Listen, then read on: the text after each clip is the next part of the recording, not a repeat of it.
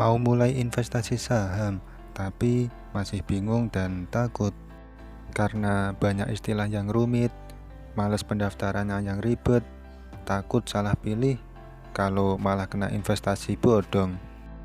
Eits, tonton saja video ini, belajar investasi saham untuk pemula dan yang pastinya aman. Nice. Assalamualaikum warahmatullahi wabarakatuh. Selamat datang di channel Imam Syah. Di sini saya mau sharing pengetahuan dan pengalaman tentang ekonomi, keuangan, manajemen, dan bisnis. Silakan tulis di kolom komentar jika ada yang perlu dikomentari atau ditanyakan. Sebelum lanjut ke video, silakan klik subscribe dan klik tombol lonceng. Halo teman-teman, balik lagi dengan saya Imam Syah. Kali ini adalah video tentang saham episode ketiga yang akan membahas mengenai istilah-istilah dalam saham, memilih sekuritas dan rekomendasi untuk pemula, cara download, install, dan membuat akun. Kita mulai pembahasan yang pertama mengenai istilah-istilah dalam saham. Hal ini penting untuk kamu ketahui supaya saat kamu mulai investasi saham atau sedang investasi saham, kamu tidak kebingungan atau terkendala oleh istilah-istilah yang rumit.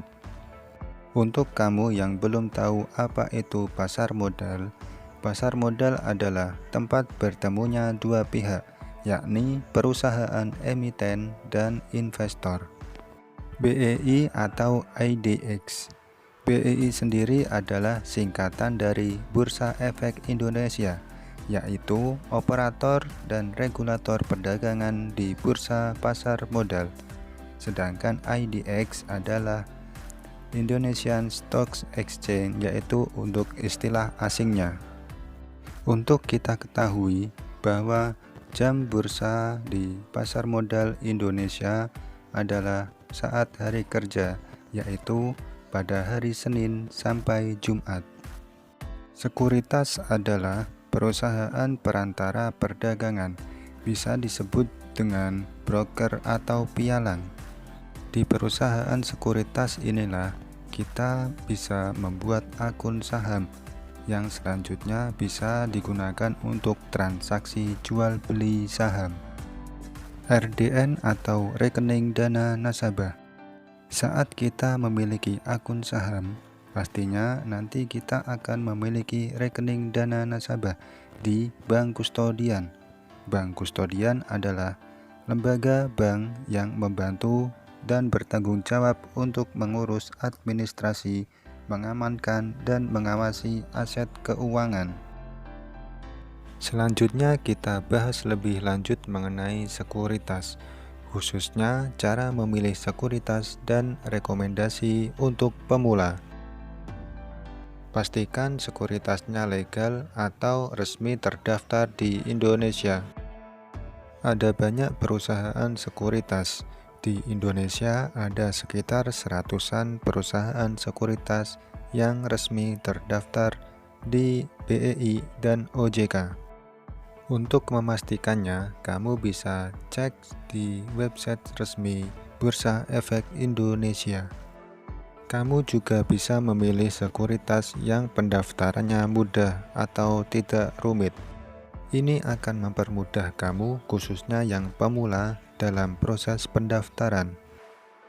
Perhatikan juga berapa minimal top up di perusahaan sekuritas tersebut. Ini bisa disesuaikan dengan dana yang kamu miliki, khususnya pemula yang memiliki dana relatif kecil.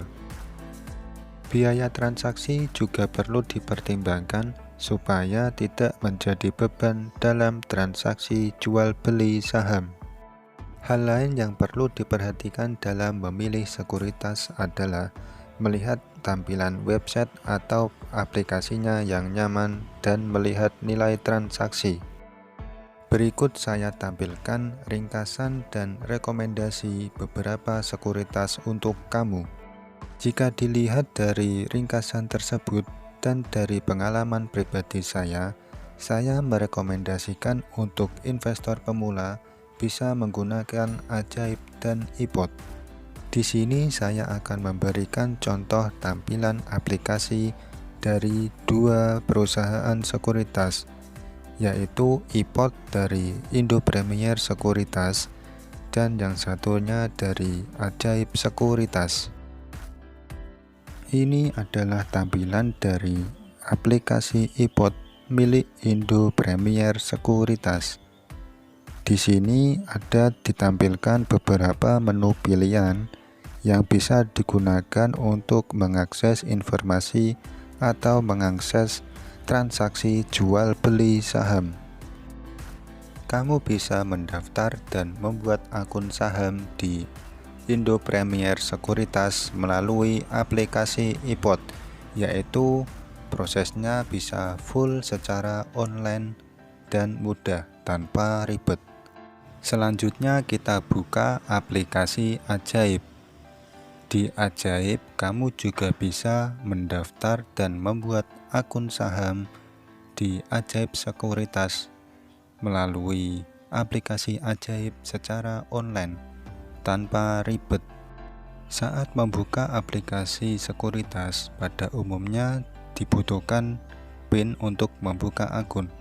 Uniknya di Ajaib adalah bisa dengan menggunakan sensor jari. Hal ini tentu mempermudah dan mempercepat proses dalam membuka akun sekuritas, tentunya juga dengan memperhatikan keamanan. Kita bisa melihat tampilan dari aplikasi Ajaib. Di sini bisa dilihat ada beberapa menu, yaitu beranda, pencarian, portofolio, daftar transaksi, dan sebelahnya adalah komunitas. Di sini ada menu-menu yang dapat menunjang kamu untuk investor pemula dalam melakukan transaksi jual beli saham, dengan beberapa menu yang juga dapat menunjang kamu untuk mendapatkan informasi tentang fundamental perusahaan. Untuk kamu yang mau mulai investasi saham dan tertarik menggunakan aplikasi iPod atau aplikasi Ajaib, kamu bisa mulai mendownload, install, dan membuat akun. Di sini saya akan memberikan contoh cara mendownload dan menginstal aplikasi iPod dan Ajaib. Yang pertama, aplikasi iPod kita ketikkan di Google Play Store. Setelah kamu klik di pencarian dan tampil nama aplikasi iPod dan keterangan berikut, maka jika kamu belum memiliki aplikasinya, biasanya akan tampil tanda untuk menginstal. Di sini karena saya sudah memiliki aplikasinya, maka tampilannya adalah seperti ini. Pastikan baca keterangan dan kamu mendownload aplikasi yang resmi sebelum menginstal. Selanjutnya adalah cara mendownload aplikasi Ajaib di Play Store. Setelah kamu klik aplikasi Ajaib di pencarian, maka akan tampil nama dan keterangan sebagai berikut.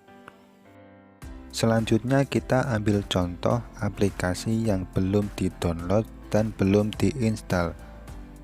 Contoh RDI Bisnis, maka tampilannya adalah seperti ini. Ada tombol install, maka nanti otomatis aplikasi tersebut adalah terinstall di HP kita. Jika aplikasi tersebut sudah terinstall, langkah selanjutnya adalah mendaftar dan membuat akun. Pastikan kamu sudah memiliki dan menyiapkan data-data sebagai berikut, yaitu KTP, nomor rekening, nomor HP, dan alamat email. Isi data dan ikuti langkah-langkahnya sampai selesai. Proses pendaftaran dan verifikasi data umumnya adalah 1 hari kerja. Oke, sampai sini dulu video kali ini. Jika ada yang perlu ditanyakan, tulis saja di kolom komentar. Jangan lupa klik subscribe dan like video ini. Sekian dari saya, sampai jumpa di video selanjutnya. Wassalamualaikum warahmatullahi wabarakatuh.